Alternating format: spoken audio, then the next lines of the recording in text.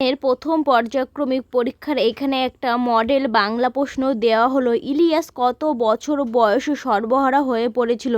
নোঙর কিসের প্রতীক? আনন্দে মাস্টারমশাই সুকুমারের উদ্দেশ্যে কি লিখেছিলেন? শকুন্তলা তার আংটিটি হারিয়ে ফেলেন কোথায়? টাফ হলো কি? বর্গের দ্বিতীয় এবং চতুর্থ ব্যঞ্জনকে বলা হয় কি? ধ্বনি হলো কয় প্রকার?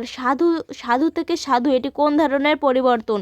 বাংলা ভাষায় মৌলিক স্বরধ্বনির সংখ্যা কয়টি? আর ইলিয়াস গল্পটি কে অনুবাদ করেন?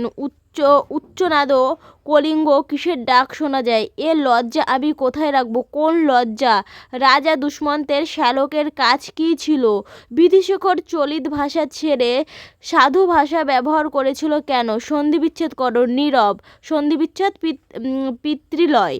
স্বরলোপের একটি উদাহরণ দাও। কোনো মৌলিক স্বরধ্বনির লিখিত রূপ বাংলা বর্ণমালায় নেই। কোন মৌলিক স্বরধ্বনির লিখিত রূপ বাংলায় বর্ণমালায় নেই?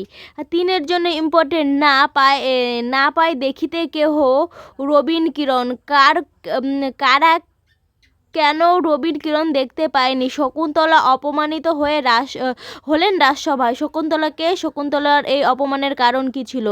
সে একেবারে সর্বহারা হয়ে পড়েছিল। এখানে সে বলতে কার কথা বলা হয়েছিল? সে কিভাবে সর্বহারা হয়ে পড়েছিল? 5-এর জন্য ইম্পর্টেন্ট হলো কলিঙ্গ দেশের ঝড় বৃষ্টি কাব্যাংশটির নামকরণের সার্থকতা লেখো। ইলিয়াসের জীবনের উত্থান পতনের ইতিহাস দাম ছোট গল্প হিসাবে কতটা সার্থক?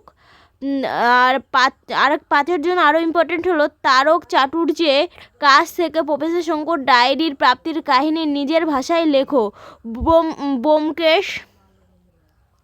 ব্যোমকেশ যাত্রীর ডায়েরি গল্পে অবলম্বনে মঙ্গল গ্রহের সংক্ষিপ্ত বিবরণ দাও।